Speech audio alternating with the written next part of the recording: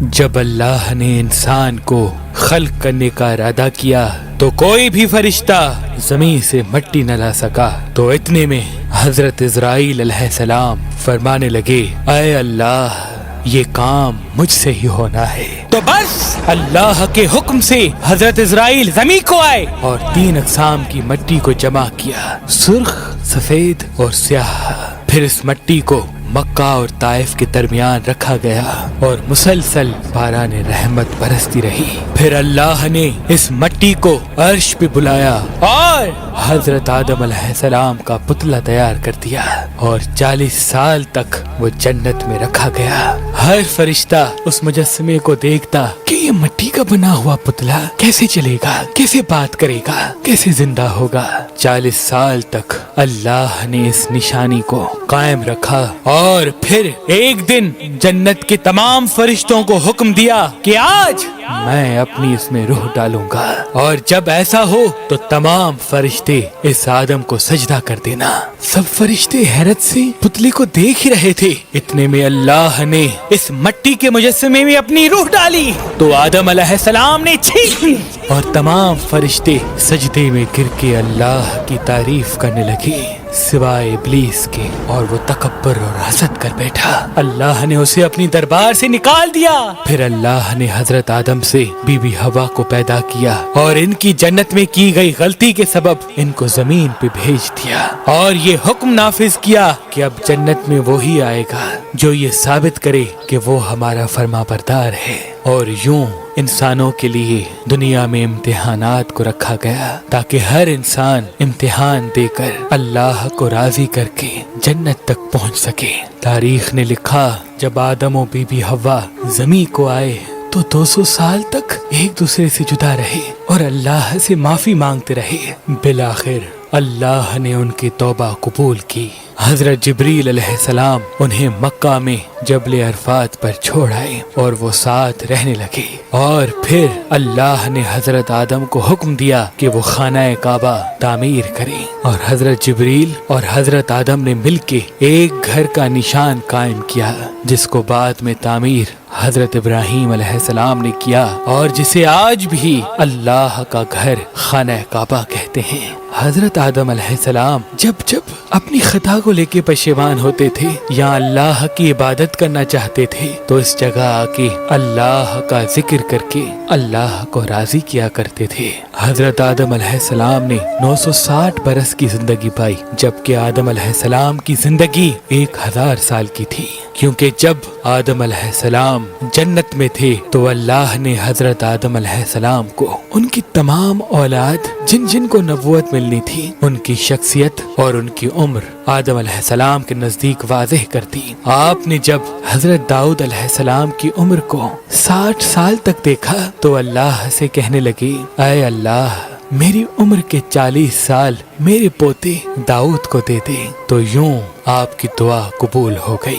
اللہ نے آدم علیہ السلام کو 2 فرزند عطا کیے، حابیل و قابیل، لیکن شیطان کے وسوسے، حسد اور نفرت نے جب قابیل کے ہاتھوں سے حابیل کو قتل کروا دیا تو حضرت آدم علیہ السلام اندر سے ٹوٹ گئے اور بار بار اللہ کی دربار میں دعا مانگنے لگے۔ تو ایک دن اللہ نے جبریل امین کو آدم علیہ السلام کے پاس بھیجا اور فرمایا، اے آدم اللہ تمہیں ایسا بیٹا دینے والا ہے جس کے نسب سے انبیاء و اولیاء زمین تک پہنچیں گے، اس کا نام شیس رکھنا۔ شیس کا مطلب ہے اللہ کا عطا کیا گیا تحفہ۔ اور یوں اللہ نے آدم کی نسل کو زمین پہ پھیلا دیا۔ جب آدم علیہ السلام کا آخری وقت آیا آپ نے اپنے بیٹوں سے کہا کہ میرا جنت کے پھل کھانے کا جی کر رہا ہے۔ آپ کے بیٹے زمین پہ جنت کے پھل ڈھونڈتے رہے کہ اچانک سے ان کو فرشتے ملے اور کہنے لگے، اے بنی آدم کہاں جا رہے ہو؟ انہوں نے کہا، ہم اپنے بابا آدم کے لیے جنت کے پھل ڈھونڈ رہے ہیں۔ ان فرشتوں نے کہا، جاؤ तुम्हारे बाबा चंद दिनों के मेहमान हैं। आपके तमाम फर्जंद दौड़ते दौड़ते आप तक आ पहुँचे तो आदम अलैहिस्सलाम बिस्तर बीमारी पर अल्लाह का जिक्र कर रहे हैं। बस इतने में मौत का फरिश्ता आ पहुंचा। जैसे ही बीबी हवा ने मौत के फरिश्ते को देखा, हजरत आदम से लिपट गई कि मैं अपने शोहर को अपने से जुदा नहीं करूंगी। अल्लाह के नबी आदम अलैहिस्सलाम ने फरमाया, ऐ हवा मुझसे दूर हट जा, एक मर्तबा पहले भी तेरी वजह से जन्नत से निकाला गया हूँ। आज अल्लाह और उसके फरिश्ते के दरमियान तू हायल न बन। फिर आप उन फरिश्तों से मुखातिब होके कहने लगे, ऐ फरिश्ता मौत, क्या भूल तो नहीं गए? मैंने अल्लाह से सुना था मेरी उम्र 1000 साल की है और अभी तो मुझे 960 साल हुए हैं। तो मलकुल मौत ने कहा, ऐ अल्लाह के नबी आदम, आपने खुद ही फरमाया था कि आपकी जिंदगी के 40 साल आपके पोते दाऊद अलैहिस्सलाम को दिए जाएं। बस आदम अलैहिस्सलाम की रूह कब्ज की गई, आपको गुस्ल फरिश्तों ने दिया और जन्नत की खुशबू आपके जिस्म मुबारक को लगाई गई। फिर आपकी जनाज़े नमाज फरिश्तों ने हजरत जिब्राईल अलैहिस्सलाम के पीछे अदा की और जमीन खोद कर आपकी तदफीन की। और तमाम इंसानों के नजदीक अल्लाह का ये हुक्म नाफिज किया कि जब भी किसी का इंतकाल हो तो उनके जिस्म को ऐसे ही तदफीन करना।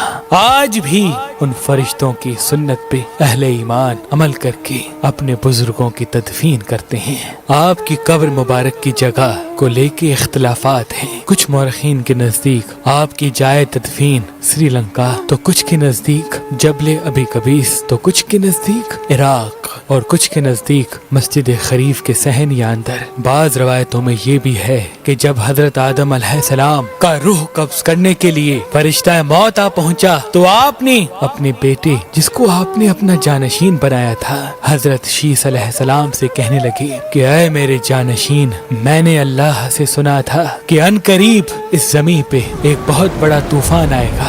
अगर तुम उस वक्त तक मौजूद रहो तो मेरे जिस्म को उस कश्ती नूह में सवार करना जो निजात का वसीला है, और अगर तुम उस वक्त तक ना पहुंचो तो अपनी औलाद से वसीयत करना कि मेरे जिस्म को कश्ती नूह में सवार करे। तारीख ने लिखा, जब तूफान नूह आया तो हजरत नूह अलैहिस्सलाम ने अपनी कश्ती में हजरत आदम और बीबी हवा के जिस्म मुबारक को अपनी कश्ती में सवार किया और बैतुल मुकद्दस या इराक में उस जगह तदफीन किया जहां उन्होंने अपनी ही कब्र बनाई और बीच में एक कब्र खोद के अपनी तहरीर छोड़ दी। और जब इमाम अली अलैहिस्सलाम ने शहादत पाई तो उन्होंने वसीयत की, मेरे जनाजे को ऊंट पे रख के हसन और हुसैन पीछे चलते रहना, जहां ऊंट रुकेगा वहां एक चमकीला पत्थर होगा, उसको हटाना तो मेरी कब्र बनी होगी। जब इमाम हसन और हुसैन उस जगह पहुँचे जहाँ ऊंट रुका, उस चमकीले पत्थर को हटाया